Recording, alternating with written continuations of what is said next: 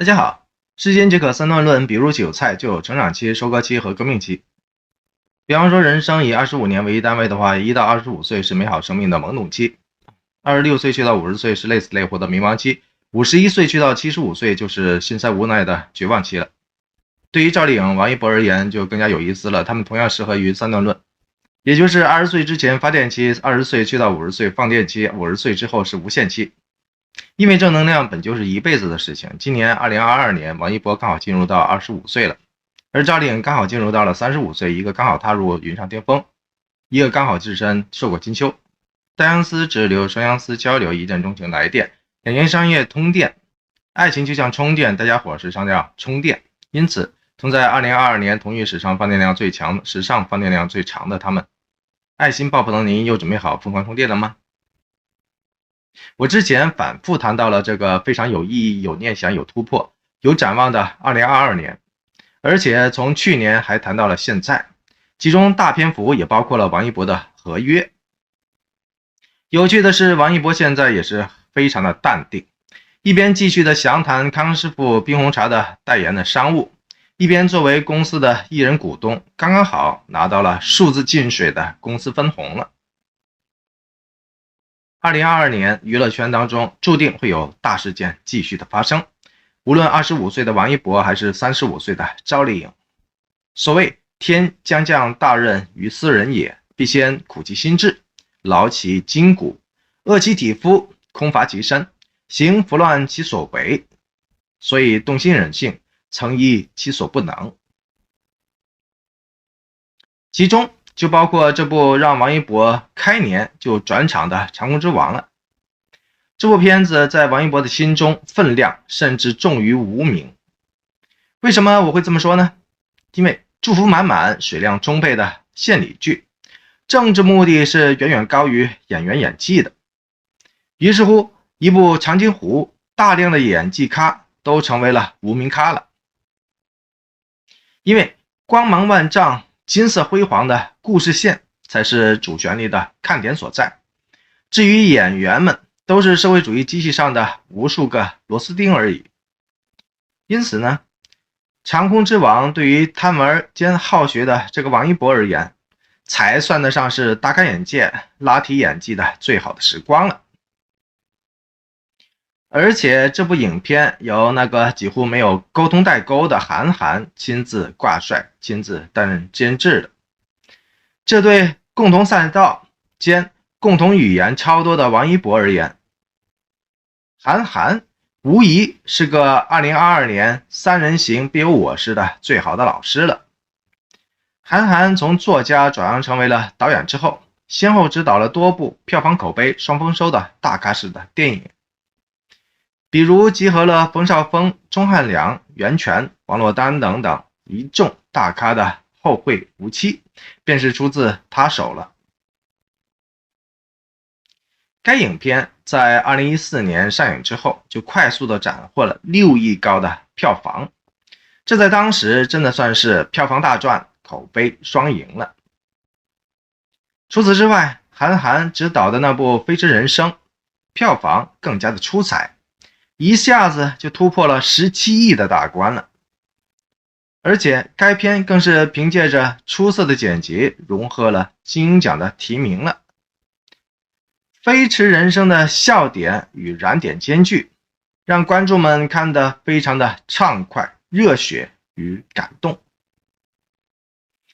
尤其是最后那一幕几乎爆人血管的赛车的冲刺，沈腾所饰演的那个张弛冲出悬崖的那一幕惊心动魄的画面，直接就暂停了不少屏幕前的呼吸了。这种反复抽拉神经线的骚操作，也只有那个脑洞大开的赛车手作家韩寒才能够拽得出来的。而去年韩寒的那部悬疑喜剧《扬名立万》上映之后，同样是迎来了不错的大爆了，累计票房高达9亿之多。影评更加是好评如潮，直接就迅速斩获了，并且一路保持住了7.5的高分的好成绩，成为了难得一见的暗中暗的佳作了。这次韩寒亲自担任《长空之王》的监制，可谓再次锁定了未来的票房成绩了。再加上王一博的流量的加成，未播先爆，又是无需脑补的那一种了。现在的韩寒已经不只是个鬼才的了，从锋芒毕露到处事圆滑，曾经愤世嫉俗的这个韩寒，现在的思想已经完完全全的充满了金色与红色的光芒了。这两个正剧之子，火花可见的了。所谓三人行必有我师，长空之王除了韩寒老师坐镇之外，更有三金陪衬。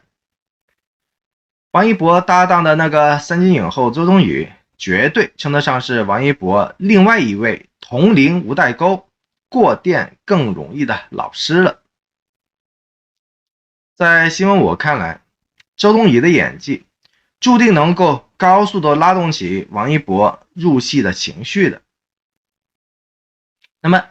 您可知道周冬雨凭什么能够摘夺三金呢？如果让不喜欢废话的我去用2个字来形容的话，那就是点拨这2个字了。而且还是周冬雨人生大贵人那个张艺谋张大导演呢。话说很多人其实都是很有天分的，只是有些人没有碰上帮忙打通任督二脉的贵人而已，因此呢浑然不知寂寞了一辈子。而有些人就真的是幸运不堪了，例如周冬雨，跟着呢易烊千玺又碰上了这个周冬雨，现在呢轮到了这个王一博了。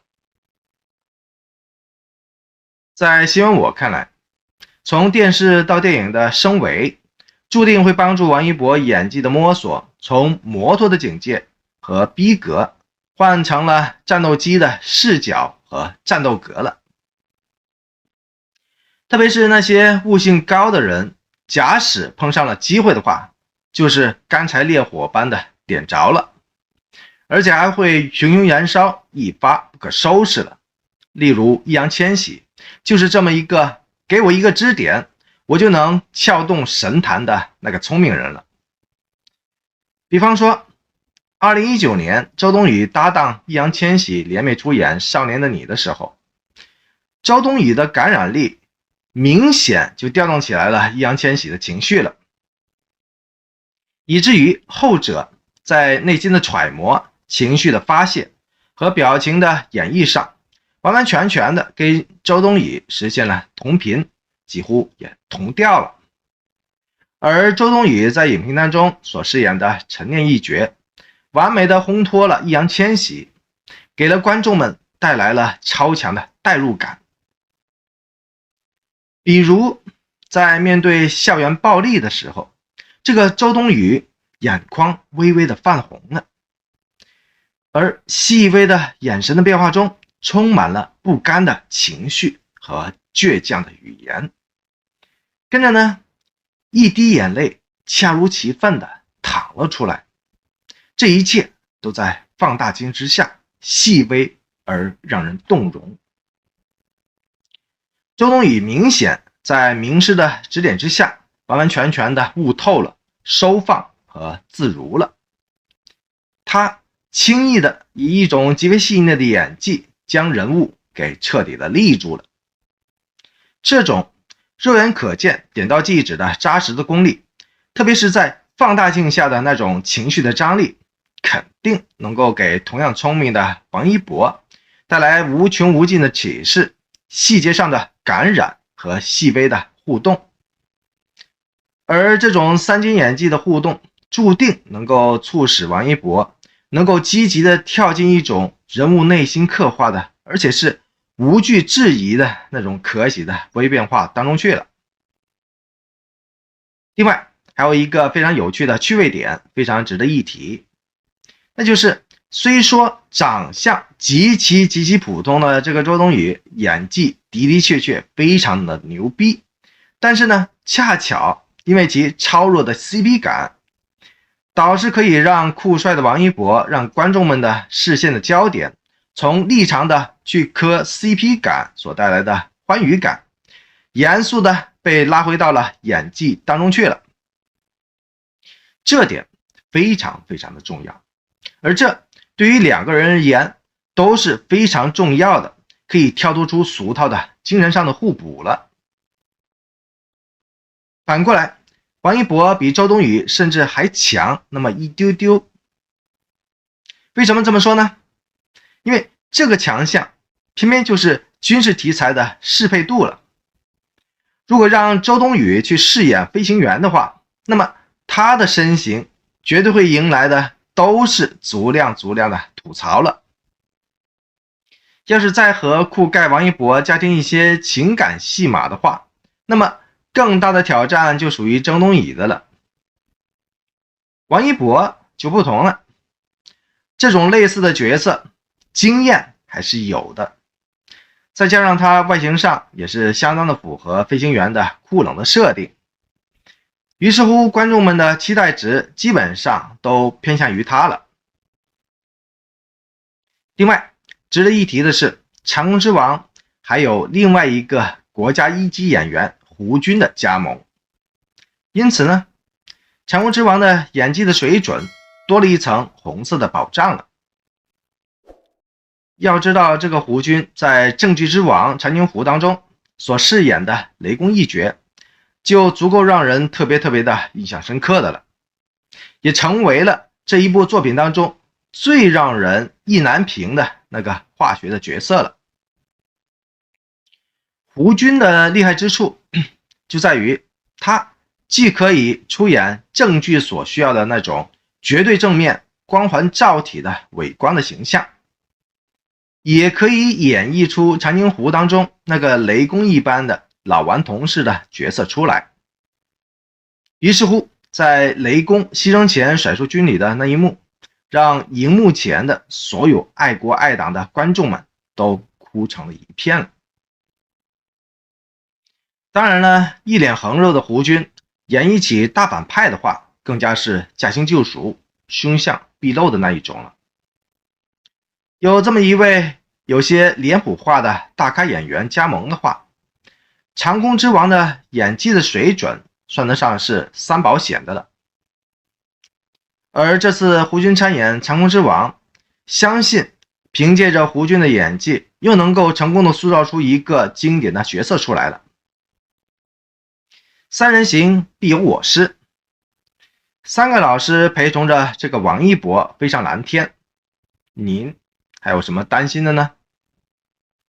欢迎您在评论区当中畅所欲言，即便新闻我现在已经彻底的累了，无法回复了，但是我的正能量依旧会与您同在的。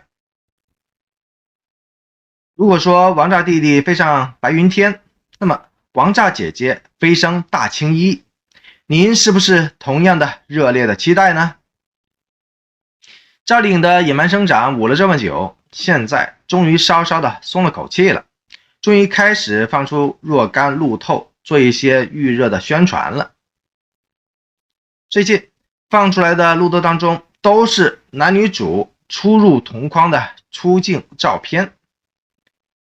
在新闻我看来，野蛮剧组对欧豪的各种的体贴算是肉眼可见的了。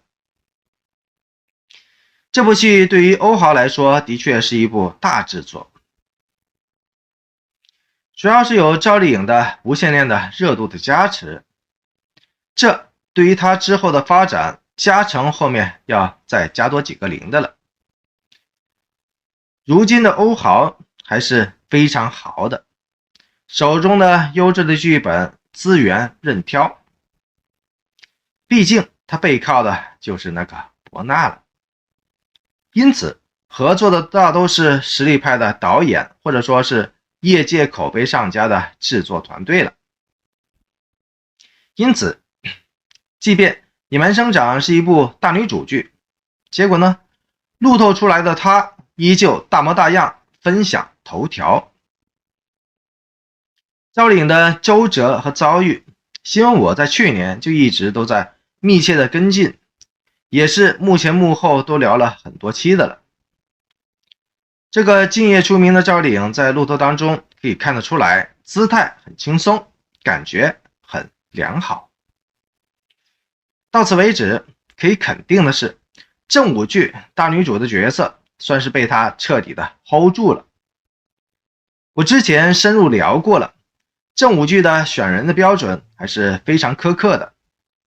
宁缺毋滥的把控的标准，确保了所有出品上的品质了。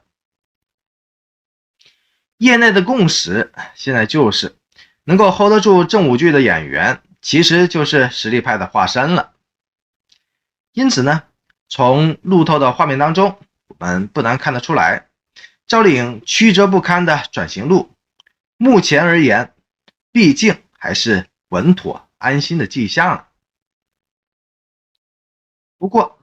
正午剧有一个口碑好、收视率差的有趣的特点，值得大家伙一道去留意一下。像《琅琊榜》《清平乐》《山海情》这些一度热议热搜的热门的剧目，都是赢了口碑而欠缺一些收视的。收视女王赵丽颖这一回参演《野蛮生长》，恐怕很难再次的追梦收视和口碑的双享双赢的了。不过，同样是因为收视女王赵丽颖的缘故，《野蛮生长》上新央视也是妥妥的了。因此，收视率的底盘够大也够稳的。而且连续拿到央视大女主之后，赵丽颖在业内的江湖地位就相当于孙俪的那种大青衣了。而同样率性江湖的孙俪，那一份青衣所独有的潇洒和霸气四溢的江湖地位，大家伙都是有目共睹的了。在这儿我就不用再多说的了。我曾经聊过的朱一龙，他就是个超典型的上岸翻身的成功的样板了。他在成功拿到了央视大男主的10季之后，居然反压了倪妮，也算是乏善可陈的江湖的佳话了。新闻我猜想，有些的朋友到现在为止，恐怕依旧还没有走出赵丽颖的谁是凶手，这或许就是青衣该有的那一种分量了。赵丽颖在谁是凶手当中手捧蛋糕曼妙滑冰的那一幕镜头，恐怕快要深入人心了吧。这部小制作的悬疑网剧，虽说没有给赵丽颖带来以往该有的巨大的反响和热度，却又让她受到了越来越多的认可了。即便该剧烂尾，也与她无关了。不管是演技方面还是人物塑造方面，她的进步，她的眼神杀，都能够让观众们继续的融入到了她的可塑性当中了。这种30而立的赵丽颖的演戏的状态，如果一直保持下去的话，无论是仙侠古偶，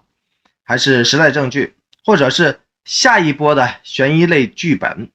都已经成为了赵丽颖驾轻就熟、熟能生巧的完美的舒适区了。